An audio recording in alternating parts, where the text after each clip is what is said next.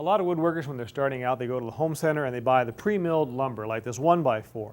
And that's very convenient, but it can get a little bit expensive. And you're kind of limited in the types of species you can use. If you want to broaden your horizon, so to speak, find a wider variety of species you can build from, and perhaps even save a little money, you might consider instead going to buying rough sawn lumber like this. To bring rough sawn lumber like this into pieces you can use in your projects, you need to flatten it, square it up, and bring it to a consistent thickness. And that's where the jointer comes in. It's the first machine used in this process. The jointer is really a fairly simple machine. Take the guard off here and I'll show you.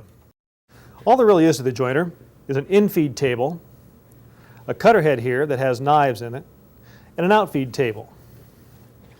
The outfeed table is set so that it is exactly as high as the knives when they're at the highest point of their rotation. The infeed table is set just a little bit below the knives. So as the cutter head spins, the workpiece is fed across there.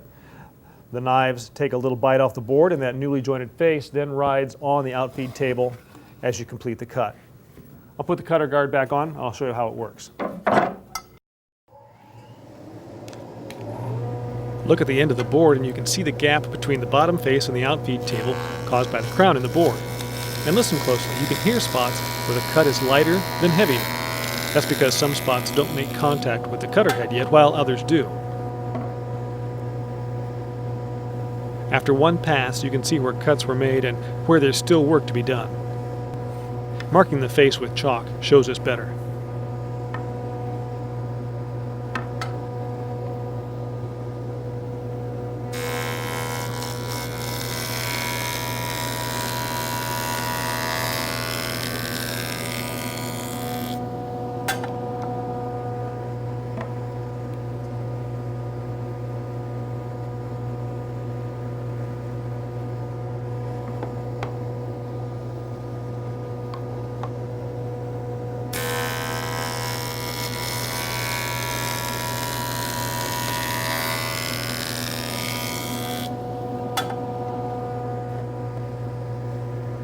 Now I've got this one surfaced pretty close. I've got one small area up here that still needs to be flattened out a little bit, but I'm not going to worry about that for the time being. I'll take care of that with a planer later. Now that I've got one face that is flat, I want to joint one edge so that it's square to that face. And that's the other thing the jointer does very well.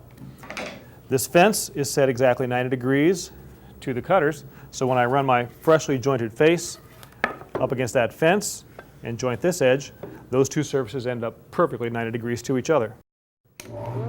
As when jointing the face, you can hear where the knives cut the low spots and miss the high spots.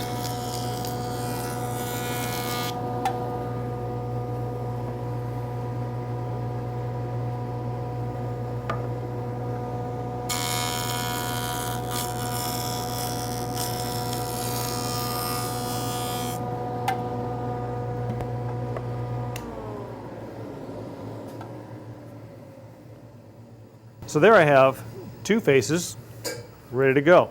This edge is flat and this edge is at a perfect 90 degrees to this face.